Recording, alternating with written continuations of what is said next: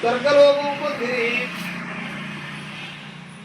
ఈ పరమాత్మైన సత్యనారాయణం చేసిన వారు, చూసిన వారు, వినిన వారు సత్యనారాయణ స్వామి అనుగ్రహం వలన ధనధాన్యాభివృద్ధి, సంపదలు, పుత్ర పౌత్రాలు సంతతి పొంది ఇహలోకం సర్వచక్రవించి పరముల మోక్షం పొందిరి.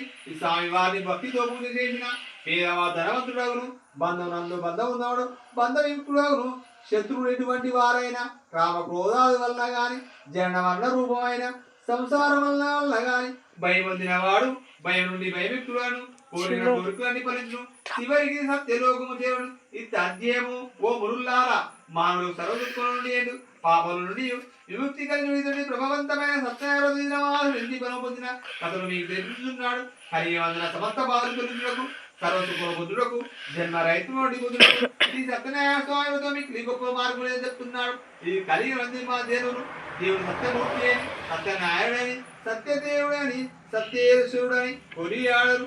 కలిగి అందరి దేవుడు తమకు బాధలు కలిగినప్పుడు కానీ, ఎప్పుడైనా తమ వారి యొక్క సమస్త బాధలు కోరిక నెరవేర్చును.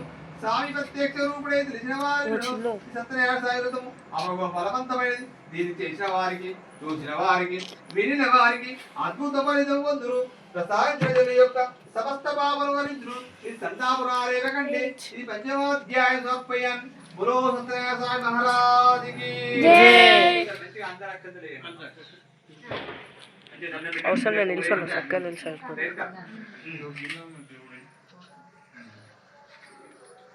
ఊరికే అట్లా కదా